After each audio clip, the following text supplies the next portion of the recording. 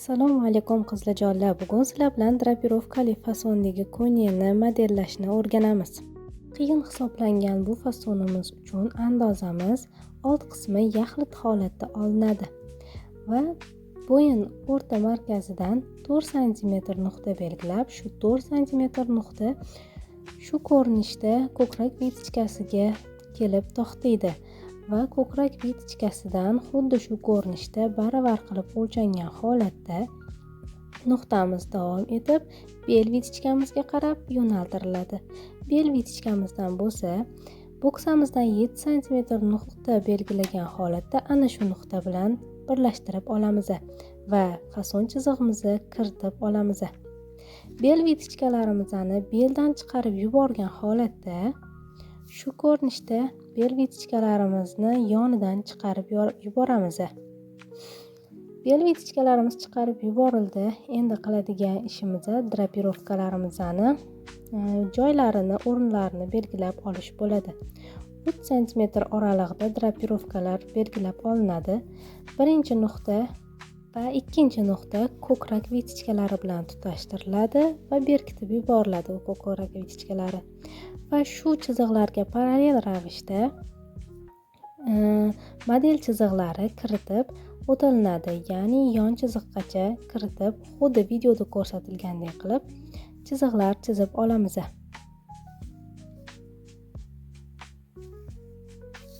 Ko'rib turganingizdek modellab bo'ldik. Ana endi vitichkamizni yopib olishimiz kerak bo'ladi. Ko'krak vitichkamizni yopib olamiz.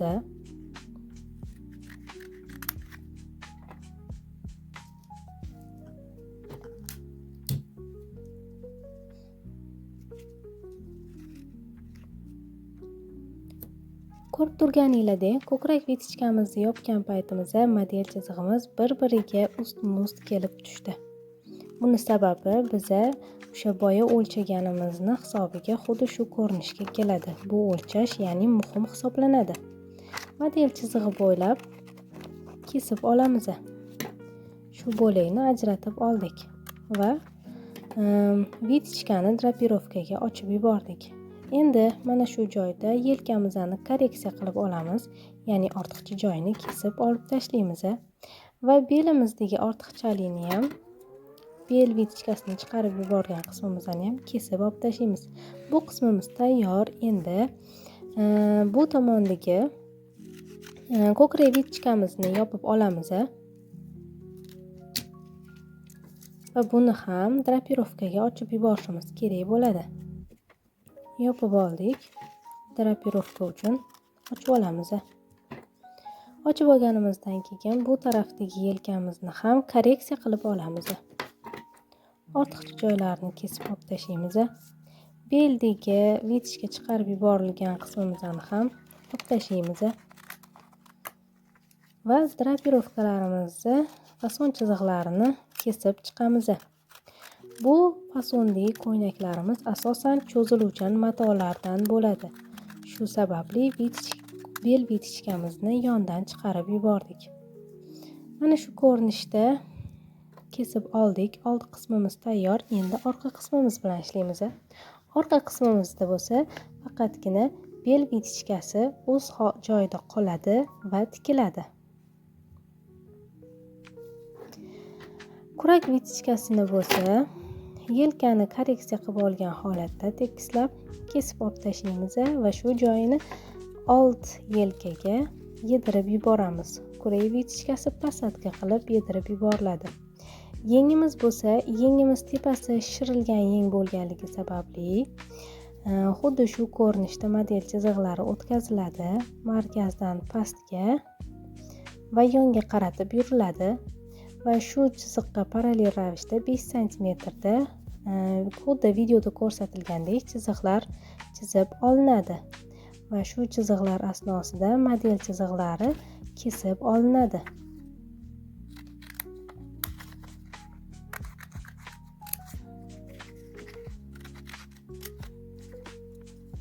Shu ko'rinishda model chiziqlarini kesib olamiz. Yengimizni ham Yengimizni ham modellab oldik. Endi keyingi qiladigan ishimiz bularni matoga joylash bo'ladi. Birinchi bo'lib old qismini matoga joylab oldik. Oralarini, drapirovka oralarini 4 cm dan ochib olgan holatda joylab olamiz. Yelkasini chizmadim, proymasini, ya'ni yelka proymani oxirida buni sizlarga tushuntirib o'taman. Shu ko'rinishda drapirovkalarini ochib belgilab bir xil ravishda chizib olamiz. Orqa qismimizda orqamiz chokli olinadi. Orqamizga shu joygacha zamok qo'yiladi. Bu orqa qismimizda bel vitichkasi tikiladi, kurak vitichkasi posatkaga beriladi. Ana endi yengimizni mana shu ko'rinishda oralarini 3 cm dan ochib, ko'tarib joylab olindi. Va mana shu joyini o'lchab olamiz. Bizda 14 cm chiqdi. Qoldiq bizda 7 cm. 7 cm ni yarmini biz andozamizni yelkasidan, proymasidan chiqarib yuborishimiz kerak bo'ladi. Orqa yelka proymamizdan 3 cm ni o'lchab oldim va shu joyini chiqarib yuborgan holatda proymani chizib olamiz. Mana yelka tomondan chiqarib yuboriladi. Endi old qismda ham xuddi shu ishni takrorlaymiz. Yelka qismidan 3 cm o'lchab chizib chiqarib yuboramiz. Va bu tarafida ham xuddi shu ish takrorlanadi. Shu ko'rinishga keltirib olganimizdan keyin oxirgi qiladigan ishimiz bo'yin o'yindisida yoqamizni chizib olish bo'ladi. Yoqamizni 5 cm yoqa, bu tomoni buklovda bo'ladi. Xuddi videoda ko'rsatilgandek hamma detallarni bichib olamiz va tikib olinadi. Video foydali bo'ldi degan umiddaman. Hammaga rahmat.